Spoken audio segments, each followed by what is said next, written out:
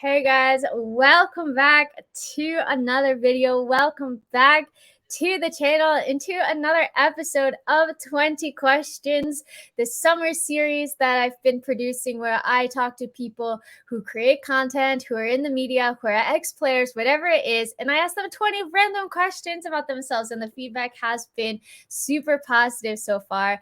I'm really excited about this guest because we've known each other for a while now. He's the host of Chelsea TV, Joe Flemons. Thank you so much for joining me. Pleasure's all mine. Thank you very much. Obviously, big fan of your work. I know we've worked together in the past, like you said. So yeah, looking forward to it. Awesome. So as you guys know, we start off with some questions, getting to know you. And I ask everybody the same question to start off with. And it's, what did you want to be when you were growing up? I think this is a fairly familiar theme, isn't it, really? I think anyone that works within football at some point had aspirations of being an actual football player. And I think I realised fairly quickly that an overwhelming lack of ability would prevent me from playing for Chelsea. So that's why being a part of the club in any way is cool. But yeah, I think that's definitely the one that I wanted to be. I wanted to be a footballer. Everyone wants to be a footballer, but yeah, that was the one for me.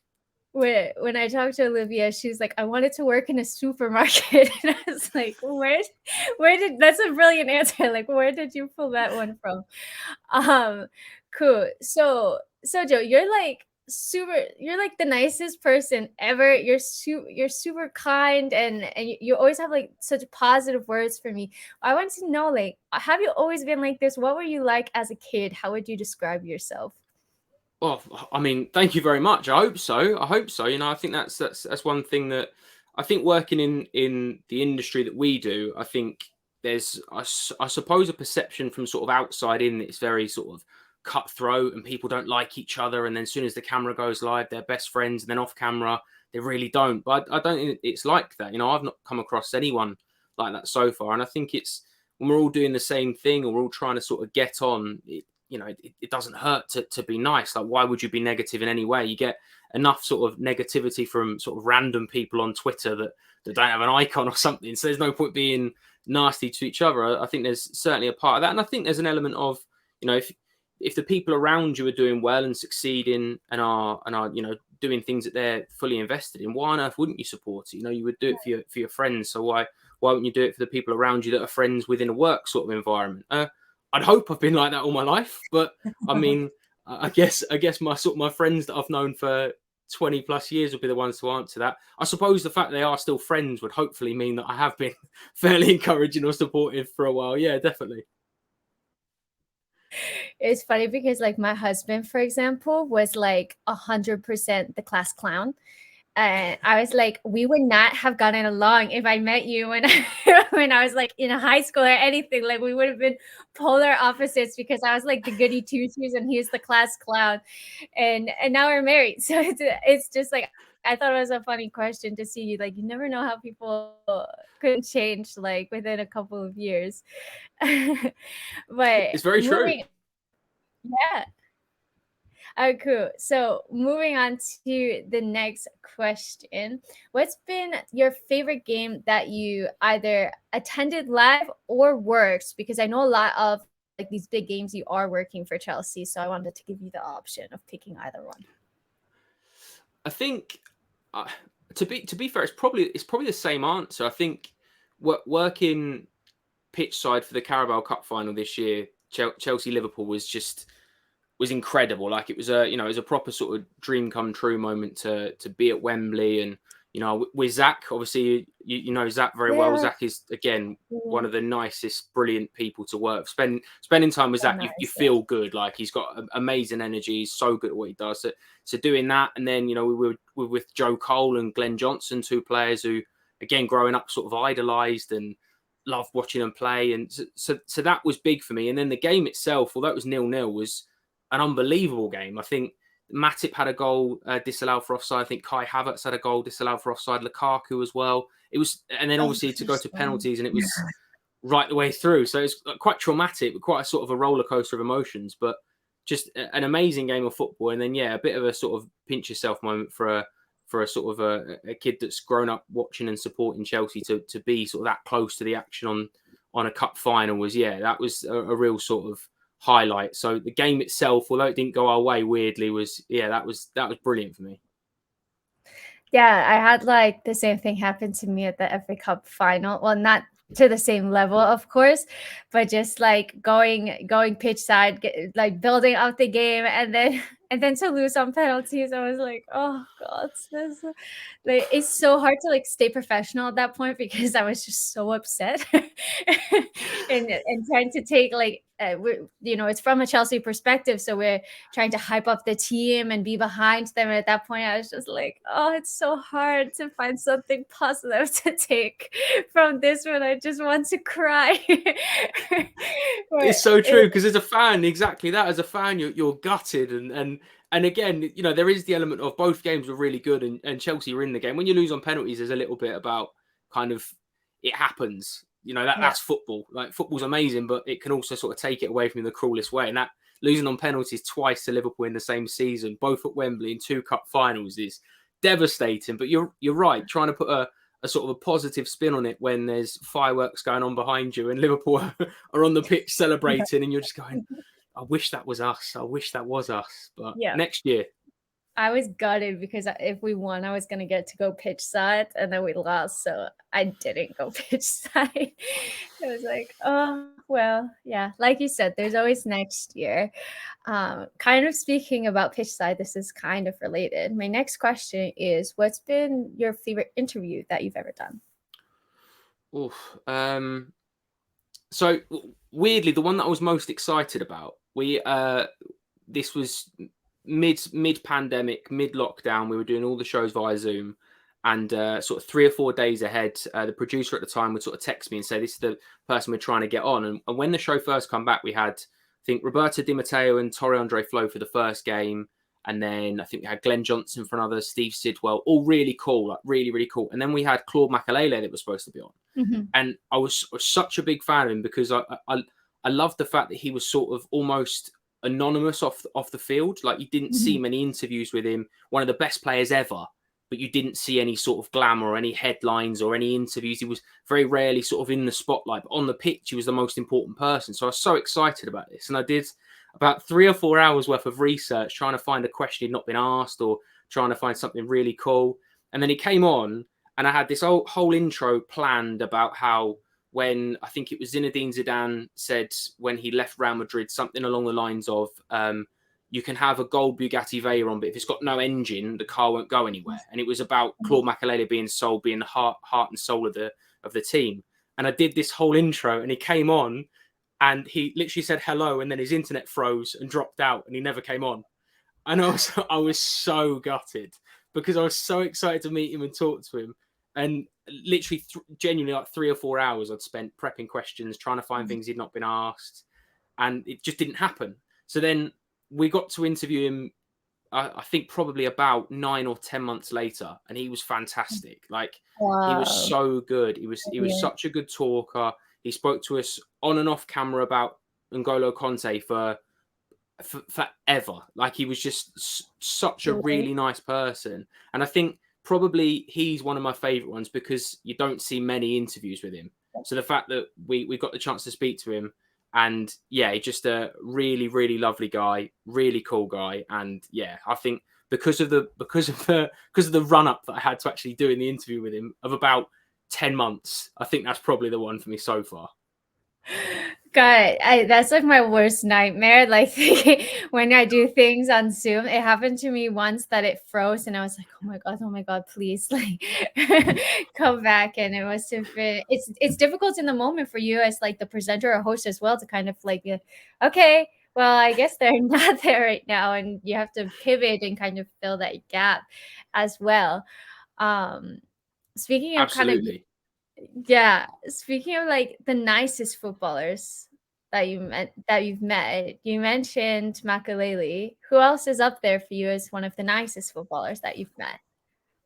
Oh wow! I mean, mainly because I work with them every week, but Pat Nevin and Jason Cundy are 2 of the nicest people you'll ever met. Like, not even just footballers; they're just lovely, lovely people. Pat sent me a copy of his book when he released it last year, and it's an amazing read, because if you get the chance to talk to him, he will tell you himself, football was kind of like secondary. Like if you'd have asked in the first question on here, what do you want to be when you were younger? Football would probably be third or fourth down. Like he's just such an interesting character.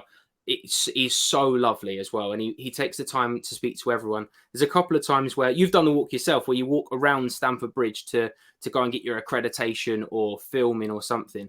I've done it 3 or 4 times with Pat, and it takes about an hour because he stops and speaks to everyone. Like he really genuinely does. He speaks to absolutely everyone, and he is so lovely. So he's definitely up there. But to be honest, I know this is it's a bit of a cop-out answer. I've not met anyone that hasn't been lovely. Glenn Johnson is really lovely. Steve Sidwell we've had on a couple of times. He's lovely. Frank LeBeouf we had on fairly recently as well. He's great. Like everyone has been so good. But I suppose because it's from a Chelsea perspective and they're coming into the club where everyone's so sort of loving and positive and they're sort of, you know, lauded as heroes when they walk through the door. Everyone's so excited and pleased to see them. They're going to be comfortable, you know, and they're going to be sort of really relaxed. And yeah, I don't think there's anyone yet that I've not thought was absolutely lovely, or not anyone that's gone away and I've thought I didn't quite get the sort of the warmth from them. They've all been brilliant so far. But I definitely because he's just the loveliest man. Pat and Jason are both definitely up there. Oh, that's so cool. So cool. Next question for you, Joe. What's been the most memorable moment of your career? So I've been telling people it doesn't have to be, it can be the best one if you want to go for the best one, or it could be something that kind of didn't go as you expected, and for that reason it's memorable. Like you could kind of go either way on this one. I think it's probably there's probably a couple. I think doing the first ever show we did on Matchday Live. I know you had Liv on obviously recently, and me, Liv, Jason, and Zach did the first show, and I think we'd only met about 3 hours before we went on air, and it was great. Like you could probably look back now, and there's probably moments that we could all improve on, or that, you know, it wasn't sort of the most polished show, but for what it was to be in a room with people that sort of we'd not fully met before, and then within 2 and a bit hours go through all the emotions you go through with a football game, and then come out of it, you know, all sort of friends, you know, and I loved working with all of them, and still do love working with all of them sort of 2.5 years on. So that's probably up there as a sort of a career highlight. Maybe again, probably the Carabao Cup final was just,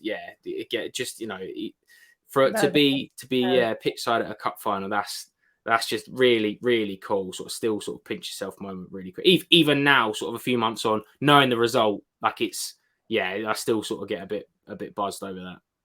Yeah, I totally feel you. I keep all of like my little accreditation passes. So it's like Me too. Yeah. I'm sure the Chelsea are going to win one day, and you will be pitch side, or you will be present for that. It's going to be even more amazing. It's kind of like the build up, you know, like this happened, and then it's going to feel that much sweeter when we actually get to the final and win. I do hope so. We've unfortunately sort of stumbled into a bad run at Wembley now, haven't we, as well? So yeah, hopefully we're due one. We're due one soon. We're due a little bit of luck. We've not had a slice of luck in the last sort of 3 or 4 finals. So I mean, even the FA Cup final in the first one in lockdown, Chelsea were all over him. Kovacic gets sent off, and Pulisic gets injured, and the game goes away. Tielemans scores a worldie for Leicester, and then twice on penalty. So it's always a worldie or something. Yeah, I completely feel it. We're due one, like the law of averages or something. I don't know. Like it's happened too many times. Like we're due some positive news. Well, kind of speaking about somebody who's won a lot, Raheem Sterling. He's basically, at the time of recording, we're recording on July 7th at 7:30-ish p.m. UK time. But it's already basically been confirmed that he's a Chelsea player. Maybe by the time this comes out, Chelsea have already announced him as a signing. But Joe, how would you rate this signing for Chelsea on a scale of 1 to 10? I'm similarly to you with the time of recording and almost a Chelsea player. I'm doing that thing where I'm kind of, as a fan, I'm going, keep checking my phone. Hopefully it will happen soon. if that is to happen, I think he's fantastic. I mean, for a player that has played over 300 Premier League games, I think he averages a goal every 1 in 3, which in the Premier League, that consistency for that long to have been, cause you talk about some of the best players in the world that will have like a purple patch and a run of form where they'll score 10 in 10, or they might go 7 or 8 without a goal, and then to have done that so consistently over best part of a decade for Liverpool and then Manchester City. I think whenever you sign a player that has won pretty much everything, you're signing a good footballer in terms of someone that's going to add more to your team than just a footballer that's coming in. He's going to bring a wealth of experience on and off the pitch. I think he's a role model. He's someone that does quite a lot off the pitch as well. A lot of sort of charitable goods. He's a talisman for England as well. He was arguably England's best player in the Euros last year. And I think he's one of those where when I saw him linked in originally, I was like, if that happens, that's very good news. Like sometimes you'll see a player and you can kind of see it. You can see it from both angles. You go, okay, well, if the price is right, or, if will he suit our system? Someone like Raheem Sterling, he's played on the left, he's played on the right. If you're playing 4 at the back, he's played as a striker for England. He's played as a false 9 for Manchester City. Yeah, I think he's one of those players that if he's available and if you've got any opportunity of getting a player of Raheem Sterling's caliber, you do all you can to get him in the door. And hopefully we're not far away from that. Yeah, I like kind of taking it that it's done.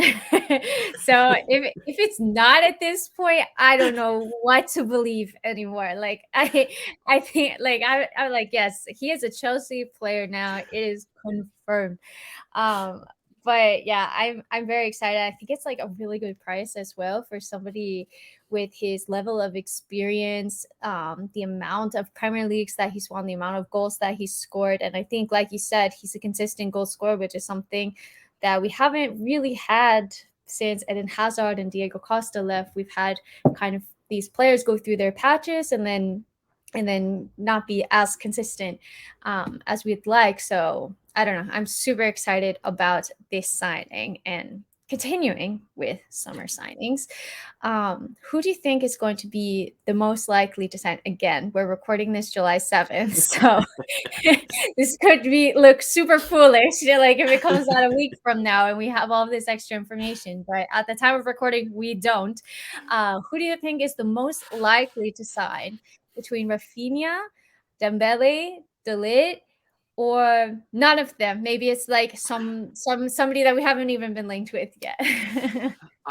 I think the Dembele one, I think, is one of those where if it would have been done, I think it maybe would have happened by now. I think he was under contract at Barcelona until the 30th of June, technically. So, a week's a long time in football, like you just mentioned there, and we're now sort of a week on from that deadline. And if he's not signed, I think maybe there's something going on there. Maybe it's just sort of jostling for position, or maybe we're sort of looking at maybe, you never know how many sort of variables or things come into it. I think he's a fantastic player. He's been desperately unlucky with injuries at Barcelona, but if he's available, he's another one. If he's available, then he adds something to the squad, definitely. The Rafinha one makes a lot of sense, but again, there's a lot of teams that still feel that they're kind of in with a shot of getting him. I mean, Barcelona, I'm like a sort of players is Barcelona. well, everybody, they're going for our entire defense and all of our targets. Do you know, this is it? I'm a bit of a sort of a Barcelona apologist. Like I really have a real soft spot for Barcelona. I think, again, growing up watching Pep Guardiola's team and the way they play football and the way they develop younger players, pretty much what Chelsea are doing now with Cobham, sort of with La Masia beforehand. And so I kind of always keep an eye out on what Barcelona are doing, but I've no idea how they're in for so many players at the moment, because there is no money there. Like there genuinely isn't any money there. They're having to sort of sell off TV rights to sign players on. So I think if you're on the Chelsea side of the deal and you've got Rafinha and Dembele are both, I suppose, in the Barcelona area as well, I think you'd feel fairly confident. Rafinha as well has done it in the Premier League, so he'd be brilliant. We saw how good he was countless times last year. But I do really like Matthias de Ligt. I think he's one of those that You know, he's still so young. Part of that Ajax team that were brilliant. He's gone to Juventus. It's not been. I don't think it's worked out as well as people thought it would at Juventus, but he's still, you know, an incredible footballer. And I think he's one of those where he's young enough. He could come and be sort of Chelsea centre half for the next 7, 8, 9 years. So he'd be the one that I think if I had a sort of an open checkbook and I was allowed to bring one player in here and now, it'd be him. To be honest, yeah, especially because we've lost Rudiger and Christensen, so that's an area we clearly need or are looking to strengthen as well. Yeah, and I did see today that Chelsea are kind of like reopening talks, and Juventus are interested in Jorginho. I saw that it wouldn't be like a player plus cash deal; it'd be two separate deals, but positive talk. So maybe we'll know more by the time this is released. I'm gonna release it tomorrow or next Friday. So it's either gonna Frankie be de like, Jong. I saw Frankie de Jong as well linked with Chelsea about 2 hours ago, which I'll be very, very pleased with.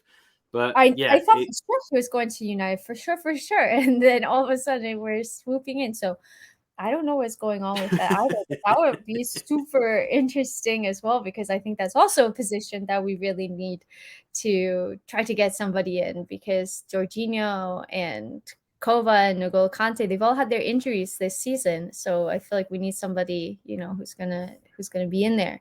But let's see. TBT. I always try to take the transfer window with a grain of salt. Like I wake up so excited, like, oh, has anything happened?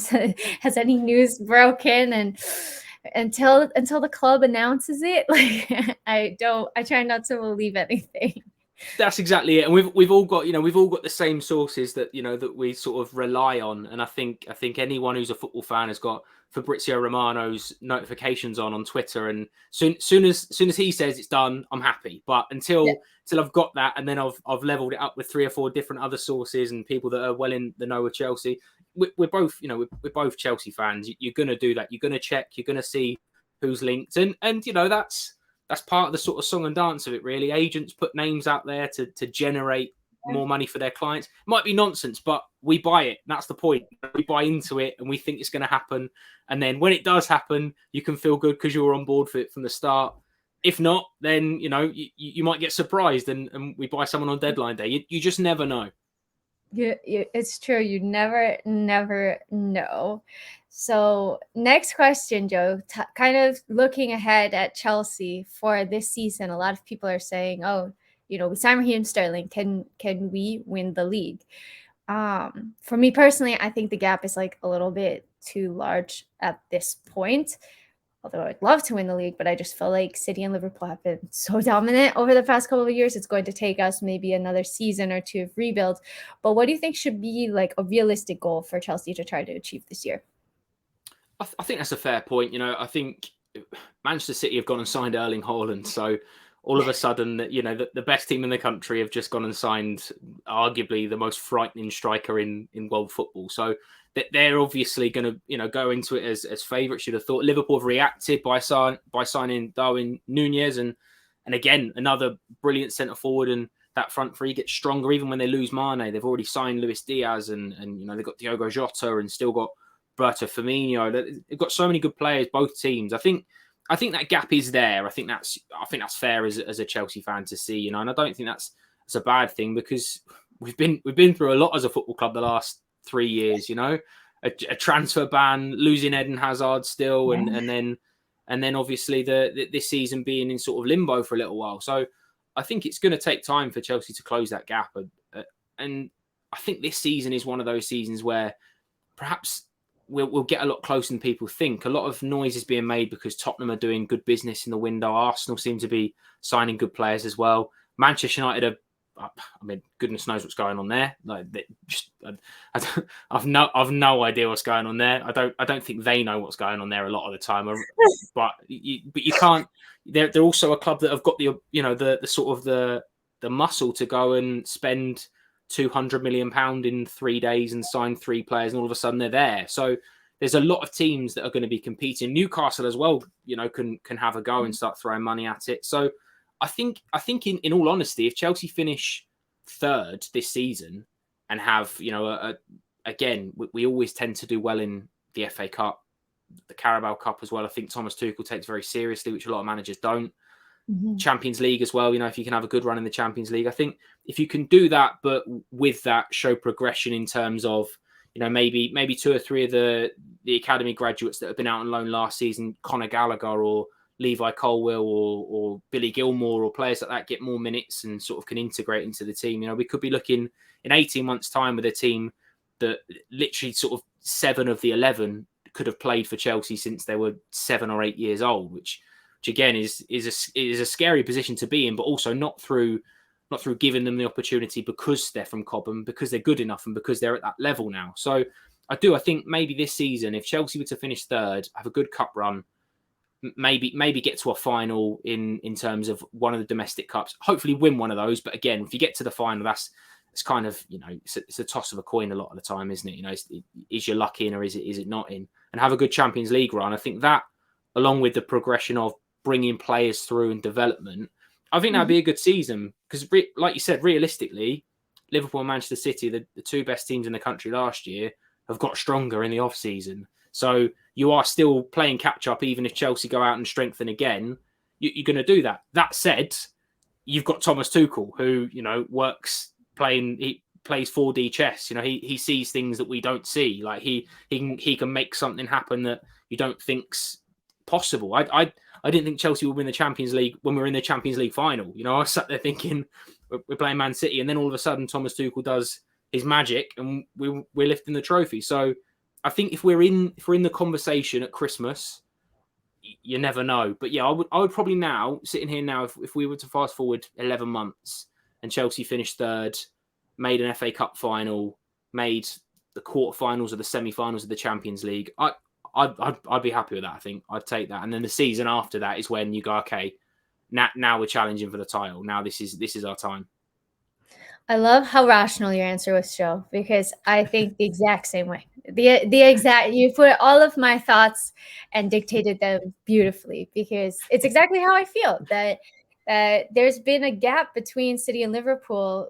Since we won the title, I think 5 or so years ago, there's been a gap of like 15 to 20 points every year between us and the person who won the league, which is massive. That's a massive gap to try to catch up on in just 1 year. And like you said, they've already gone and strengthened, so it's not going to be easy. And I don't want, that's what I try to say, is like, I'm not going to say, oh yeah, we're signing these players, we're definitely going to win. I'm going to be super upset if we don't win the league. I mean, these teams have been doing it for 5 years consistently, and that's going to take time to catch up to that level. So the crazy thing is that thing is though is we're sat here, and if we had a Manchester City fan and a Liverpool fan on the chat as well, both of them would be sat there going, no, I'm certain we'll win the league this year. But then in 10 months' time, if Chelsea were above both of those, because, you know, we've got a squad that's good enough to compete, we've got a manager that's good enough to compete. If, you know, all of a sudden Haaland doesn't score in the first 3 games, you know, Liverpool don't seem to get off to the quickest start, or, you know, they have a sort of a difficult patch. You know, we saw how much injuries can play a part. If we were having this conversation in 11 months and Chelsea had won the league, I certainly wouldn't be surprised, as strange as it says, because this is Chelsea. Like, this is the only club in the world that you cannot predict how the season's going to go. So true. It genuinely is. So Chelsea could finish next season having won 3 trophies and still not won the league. Like, and that would be sort of not predictable, but it wouldn't be outrageous either, because we've shown we can do that. We finished 6th 1 year and won the Champions League. Like, you just cannot predict what's going to happen. That's what makes it exciting, because I don't think any Chelsea fan is ever bored. You can't be. You just cannot be. No, so true. There's never a dull day with Chelsea Football Club. Like, absolutely not. But transferring or pivoting from the Chelsea talk, I want to get into like the fun, silly question part of this. So it's just going to be some super random things for people to get to know you better, and for me to get to know you better as well, which is why I love it. So first question: if you could only eat one meal for the rest of your life, what would it be?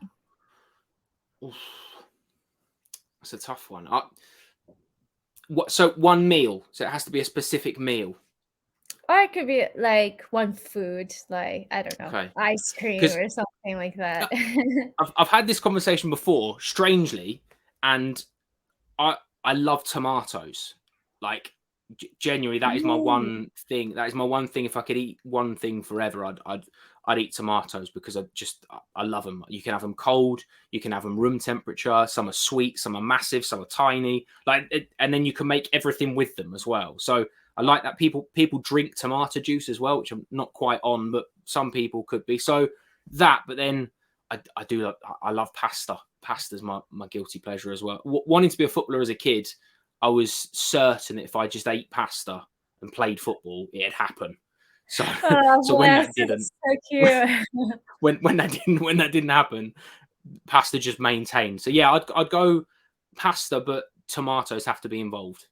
Okay, that makes sense. It's so funny. Like I try so hard to like tomatoes, but I just like I don't know. If I have them like They on sandwich or mixed with something, then I'll eat them. If it's a salad and it's raw, then I have a harder time with it. And I'm like trying so hard. Oh no! See, yeah, you could I can just snack on tomatoes. Tomatoes are made just on the vine. Like you can get punnets of them in the I wish I supermarket. liked them because they're so good Oh, for you. Yeah. yeah, or you can roast them and then you can have them on like as a breakfast. You can have them with eggs. You can Uh, with everything. Yeah, tomatoes are definitely the one. Like they for me, that's the one food. If I could only eat one food, it'd definitely be tomatoes all day. know what I've recently discovered? Is called cotton candy grapes, and they're incredible. Yes, They're incredible. yes. And I was like, oh my God, I have to try these. I bought them.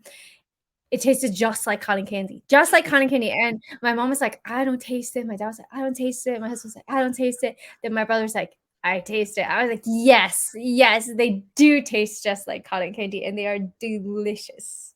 Frozen grapes as well. I've been told Oh, so frozen good. Yeah. grapes. So yeah, again, grapes are similar to tomatoes. I think you can snack on them, or you can have them. People have them in salads, don't they? As well, grapes. I'm not quite Okay. sure on that, but you know, fair. So you guys are getting a cooking lesson as well as football talk.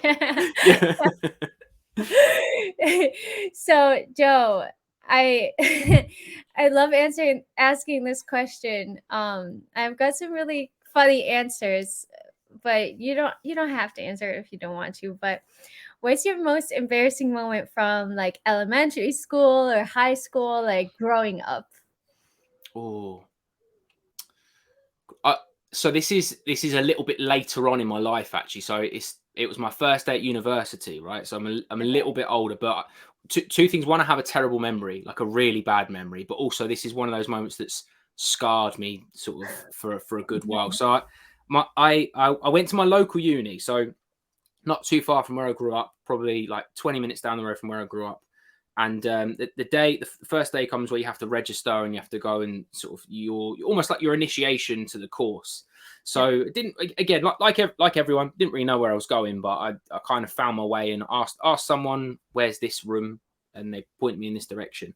So I've gone into the room which I think my lecture's in. I've sat down, and I was doing a broadcast journalism degree, and I've sat down and they've handed these bits of paper out, and then the lecturer started talking, and it was an art room. So Oh no. it was like foundation art, and what I should have done again in hindsight, what I should have done was stood up and gone, embarrassing. I'm in the wrong room. I'm gonna have to go. But I was too embarrassed to do that, so I just kind of sat there. So then they start telling you what you've got to do, which is I think you had to draw what is essentially like a social media profile for yourself, Oh, and then you had to put your name on it and sort of bits to get to know you, like a bio, draw a picture of yourself, and then oh my what the God, plan was is they was going seriously? to put. It's cool, like it's a really good idea for an art course, but they Yeah, were yeah. like put them all in a pile at the end, and then everyone goes for lunch, and then after lunch everyone will like pick up random ones and then go and find this person, and then they'll know a bit about them. And I started thinking, well, I can't draw, and I'm not on the course. So for the next 35 minutes, I just kind of sat there, just pushing my pencil around.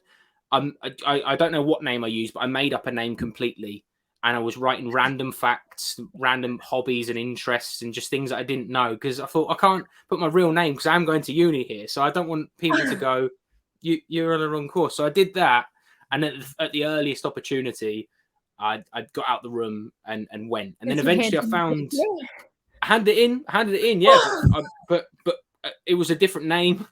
The picture didn't look anything like me. Like none of my sort of hobbies or interests, just nothing that I could be. I could be sort of exactly. I couldn't be identified in any way, so I was gone. So I got out of the room and I went to find my my actual course, and then when I got there, I was too late to register on the day because I missed the first part. So I had to go back the next day and sort of make my excuse. So I'm really sorry. Like yesterday, I didn't make it in time. I didn't find the wrong room, and then I had to basically wait for them to single-handedly sort of register me onto the course because I'd missed the first day of initiation. So yeah, it wasn't the best. Very embarrassing to try and sort of as a 17, 18-year-old boy try and slope out of a room and just, you know, that dread where you just go, oh no, this is not going to end well. That was dreams about that happening. And it's just like it's one of those where at the time my only instinct was to get out and just survive it and just get out and try and not know anyone and try and not just make enough of a distance between me and that room that I could never be linked to it. So yeah, so thankfully I think I got away with that. But yeah, that was really embarrassing. Not a great start. I'm like so bad at art as well, like drawing. Like if they say like draw a picture of yourself, I would have drawn a stick figure. Like I'm so bad at drawing. Like they would 1,000% have known. So I completely, that's never happened to me, but I've had fears about this, so I can understand how bad it must have been, because fear would have entered my body as well. Yeah, it was horrible. Yeah, not nice. Bless. So Joe, next question. I don't know if you're an avid dreamer, but I dream like every night and I hate it. But what's the last dream that you had that you remember?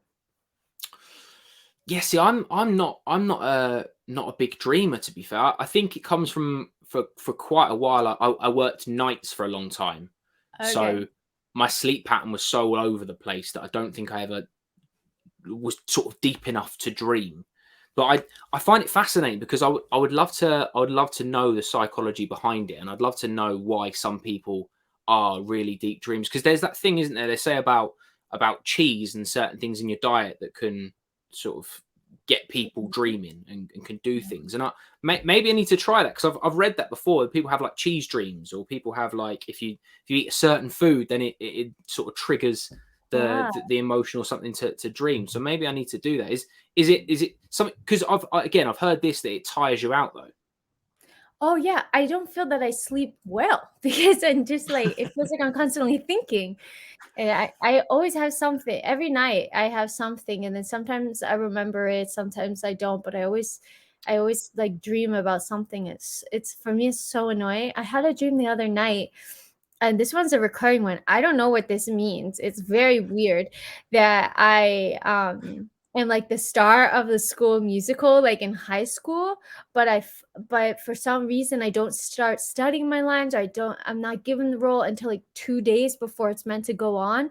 I'm like, oh my God, how am I going to remember all of these lines in 2 days? And See, that's not fair, is it? If you're sleeping, you're trying to rest. You don't want that stress, do you? You don't want that additional stress of you're trying to rest. You're trying to get away from the worries of the day. You don't want more of that. Maybe that's the thing then. Maybe I need to look into what makes you dream and what doesn't make you dream, and then I need to look into how like not to dream somehow, because I hate it. But yeah, okay, cool. I'm jealous. I'm very jealous that you don't dream. Next question. Would you rather stay in or go out on like a Friday or Saturday night? See, I'm definitely a stay in. Definitely a stay in. Same. Yeah, 100%. Definitely a stay in. I think now, especially again, it's gonna sound really bad, but there's so much football on a lot of the time. So I'd quite happily stay in and watch it. And for you, I guess it's difficult because of the time difference, depending on where you are. I've had this recently where I've just seen about the Chelsea in America series, and they're like midnight and 3 a.m. and I'm gonna have to do the sort of the early alarm to see it, and I've taken it for granted. So yeah, on a Friday night, usually if I've got the option, get a pizza in, have a couple of drinks, watch. Yeah, if there's a Friday night football on or something like that, or yeah, definitely night in. I'm the same, and in Spain it's very difficult because people don't eat dinner. Like 9 p.m. is like the earliest that they will meet for dinner. But lately in the summer, it's nice. It's really hot and it's nice, and the sun doesn't set until like 10 p.m. So people are like, hey, you want to go for dinner? Like, let's meet at like 10:30. And I'm like, That's where you're dreaming. Yeah, yeah, exactly. That I'm already fast asleep by that point. So I find it super hard, super hard. I prefer staying in as well. I'm very much a homebody and very happy about it. Absolutely, completely agree. What's your favorite stadium that you've ever been to? Oof. So I was quite lucky when I was younger. I used to work for Luton Town Football Club, who are now in the Championship. But when I was there and I worked with them, they were in the conference. So I got to see a lot of like lower league football stadiums, and obviously the sort of the difference between like Lincoln away, or there was I think before we played Barrow away, and places like that, and places that are like really sort of old traditional small stadiums in the UK.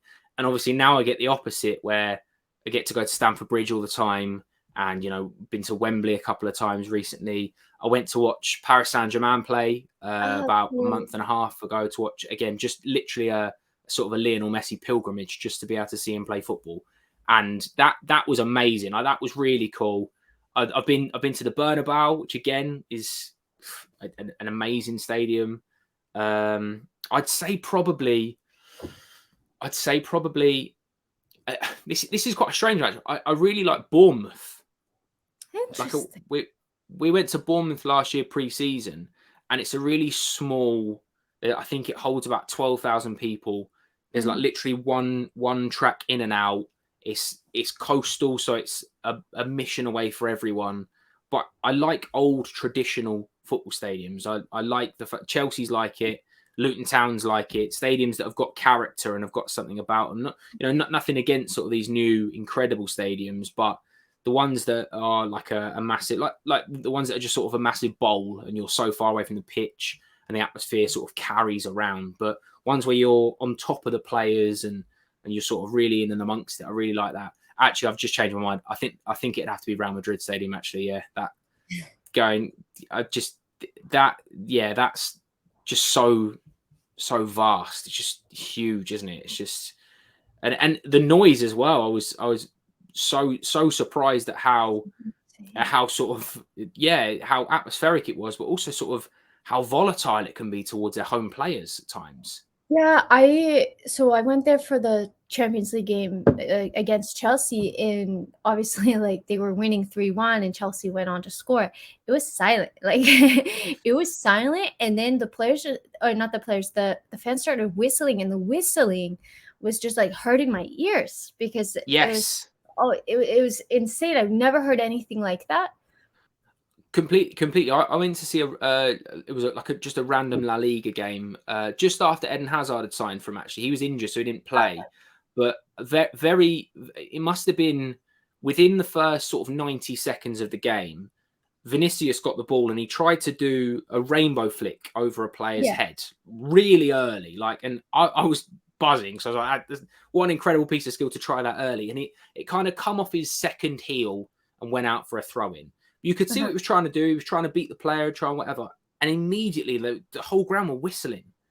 And I was so sort of taken aback, because I was like, it's so early in the game. Like if it's in the 89th minute and you're 0-0 and he's doing that on the halfway line, but like by all means, there'll be disgruntled fans around you. But it was so early. And I think maybe it comes with the fact that they've won the Champions League a million times, so they're just, their expectation level is so high.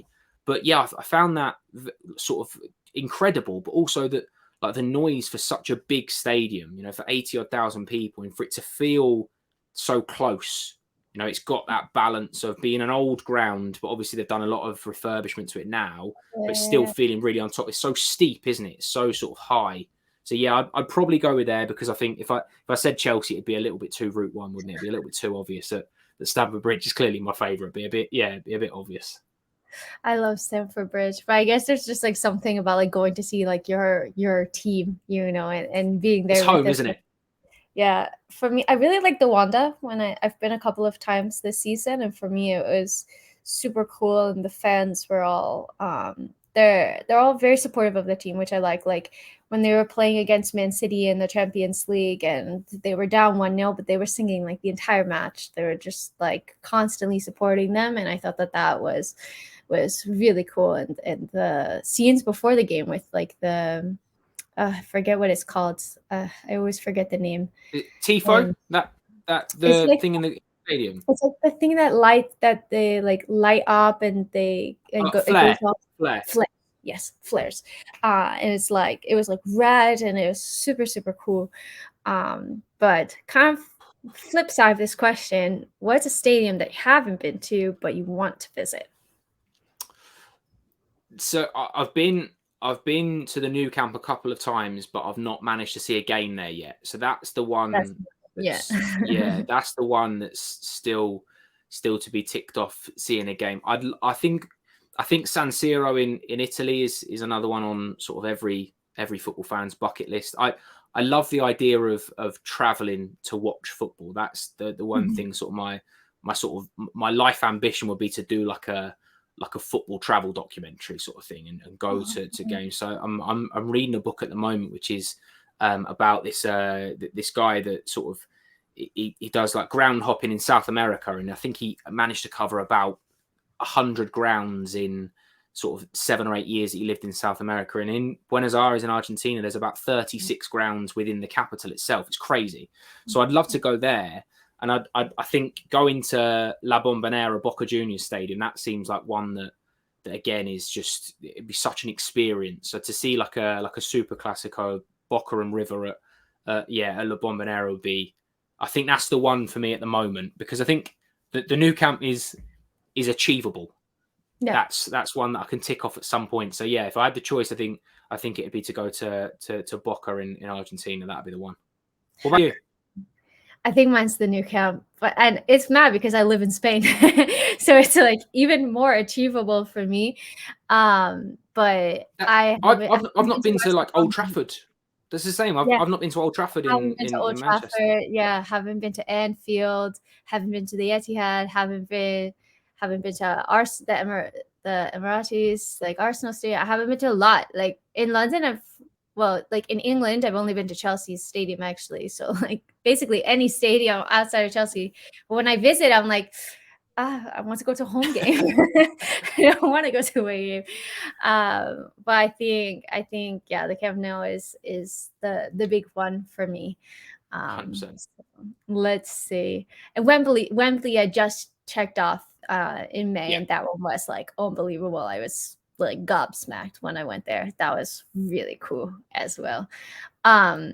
Couple more questions, Joe. I feel bad because we've already been going for a while. And, no problem. No problem. We're still a couple away from 20. But what would you say your goal is for the short term, for like the next 1 to 3-ish years? I think the next sort of is definitely just trying to sort of progress along the sort of presenting route. You know, I love reporting on games and going to live football matches. So if, you know, in any way, shape or form, my job can take me to go into games, then that's I'm happy. You know, I love seeing live football. I love being in an environment with live football. I love getting to meet footballers as well. So, you know, doing sort of interviews or reporting from games, commentary. I'd love to do more commentaries. I find You started with that recently. Yeah, I find that fascinating, but that is so difficult. So that's something that definitely I need to work very hard on to even get to a sort of a standard. But yeah, I think just kind of progressing, trying to get to more games and try and sort of broaden that a little bit, get to more live games, do more things, and just challenge myself a little bit more. I think maybe step out of my comfort zone a little bit more. It's terrifying. Like it's truly terrifying, I feel, because like a lot of times, like with the type of stuff that we're interested in, like you get one take to do something, or I don't know, like you have to talk to some player and whatever it is. Like I've never talked to a player yet, but I can imagine it's super difficult, and being live, not being able to say, something 5 times if you mess up. But something that you did that I thought was super difficult was when we were doing like the watch alongs, and you were talking for like 2.5 hours straight. I was like, how do you still find things to talk about? Like I wouldn't know what else I could say about this match, and you always found something. You would know that's the thing. You find it, don't you? You just when you're in that, when you're comfortable, you've got people around you, you can trust and you can throw questions to. You'd find it. That's the thing. Like everyone that we've worked with at Chelsea are brilliant. So there's no one that you don't have full confidence in. So when you've got full confidence in the people around you, it makes you more confident yourself. So there's definitely that. If you've got a good team around you, then you'll always find stuff to talk about. Cool. Yeah, nice.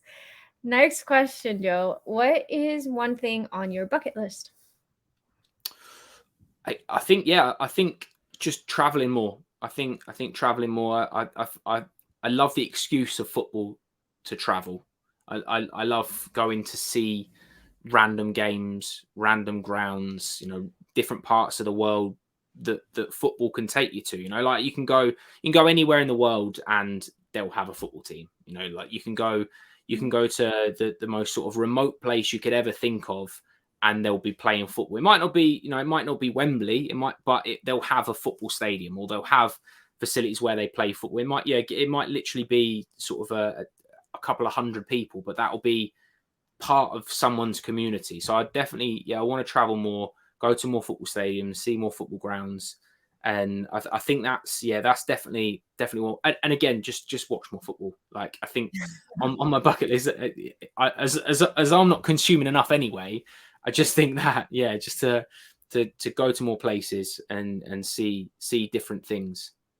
How cool. I love how dedicated you are. Like sometimes if I see like 2 or 3 games, I'm like, I've had enough. Like I'm gonna do something else. And it's just we are having this conversation, like you said, in July, where I've been starved of football for being at football for 4 months. So if we'd had this conversation maybe in December, where we'd had 3 games in a week, and maybe it's a different answer. Yeah. Cool. 3 more questions, Joe. What type of food do you prefer, salty or sweet? Oh, sweet all day. 100%, not up for debate. Me too. I have such sweet tooth. sweet tooth, massive sweet tooth. It's like the more chocolatey, the better. I just love it. Completely. Kind of similar question, but what's your favorite meal of the day? So like breakfast, lunch, or dinner? Dinner, definitely. I'm not a big sort of breakfast eater. I think again it comes from working nights for a long time. I've only just recently refound breakfast, so like I never knew that time of day until recently. So but dinner definitely, because you can go out for dinner. People make such a big effort for dinner, and definitely I'm a dinner over anything else. I could happily, if I've got a nice dinner, I could happily forego breakfast and lunch, knowing I've got a nice dinner. Interesting. Yeah, I would tend to be dinner as well. And I like cooking, so I kind of like planning and figuring out what to come up with. And last question for you, Joe. What is your most used emoji? Oof. Do you know, annoyingly, it's probably that laughing one. And that feels everybody's saying. Yeah. That feels quite disingenuous as well, because you never find something as funny as the amount of times you use the laughing emoji, like never.